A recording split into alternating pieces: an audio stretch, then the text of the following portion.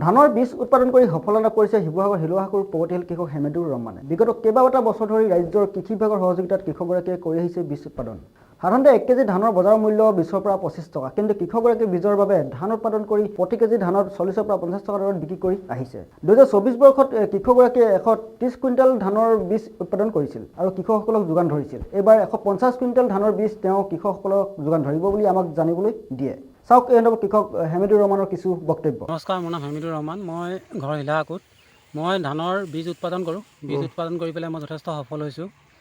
ধানৰ বীজ উৎপাদন কৰিবৰ কাৰণে যিটো প্ৰক্ৰিয়া, এই প্ৰক্ৰিয়াটো অলপমান দীঘলীয়া প্ৰক্ৰিয়া। তাৰমানে ইয়াৰ বীজ কৃষি বিজ্ঞান কেন্দ্ৰ বা অসম কৃষি বিশ্ববিদ্যালয়ৰ পৰা মূল বীজটো সংগ্ৰহ কৰিব লাগে, ফাউণ্ডেশ্যন বা বিডাৰ চিট।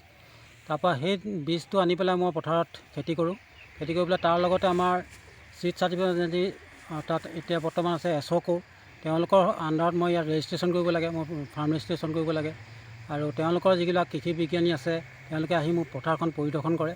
পৰিদৰ্শন কৰি তাৰ ধানৰ গুণাগুণবিলাক লক্ষ্য কৰে। তাৰ ওপৰত ভিত্তি কৰি পেলাই মোৰ ধানখিনি বীজ হ'বনে নহ'ব সেইখিনি গুণাগুণ তেওঁলোকে চাই দিয়ে। তাৰোপৰি ধান কটাৰ পাছত যিখিনি মোৰ বীজ থাকিব, তাৰ চেম্পুল নমুনা সংগ্ৰহ কৰি পেলাই তেওঁলোকে লেবৰেটৰীত টেষ্ট কৰে। লেবৰেটৰী টেষ্টিঙৰ পাছত যদি সেই বীজখিনি কৃষকৰ বাবে উপযোগী হয় বা ধান খেতিৰ কাৰণে যদি উপযোগী হয়, তেতিয়া মোক এখন চাৰ্টিফিকেট দিয়ে। সেই চাৰ্টিফিকেটৰ ভিত্তিত কৰিয়ে মই ধানখিনি পেকেজিং কৰি পেলাই ৰাইজৰ মাজত বিক্ৰী দিওঁ। আৰু মোৰ ধানৰ ব্ৰেণ্ডটো হৈছে অৰাইজা চিড প্ৰডাক্ট হিলাহাকু।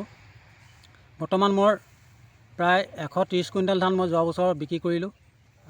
70 টকা যিটো হ'লচেল ৰেট, তাৰ ওপৰত দি পেলাই মই বিক্ৰী কৰিলোঁ। আৰু এই বছৰো ঠিক তেনেকৈ আশা কৰিছোঁ 150 কুইণ্টেলমান ধান হ'ব নেকি। সেইখিনি ধান মই কৃষকৰ মাজত মেলি দিম আৰু তাৰ পৰা মই আৰ্থিকভাৱে স্বাৱলম্বী হ'ম বুলি মই ভাবিছোঁৱেই। ধান হিচাপে বিকে? ধানৰ বীজ হিচাপে বিকো। ধানৰ বীজ হিচাপে পেকেজিং কৰোঁ। 6 কেজি পেকেট হয়।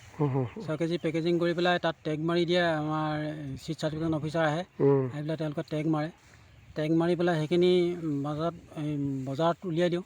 বজাৰত ওলোৱা কি হয়, যিখিনি আমাৰ স্থানীয় যিবিলাক সাৰৰ দোকান আছে অনুজ্ঞাপত্ৰ থকা, তেওঁলোকে মোৰ ধানবিলাক হ'লচেল ৰেটত লৈ যায়। এইবিলাক তেওঁলোকে খুচুৰা মূল্যত বিক্ৰী কৰে। আৰু মোৰ বৰ্তমান পৰিসৰ যথেষ্ট বাঢ়িছে।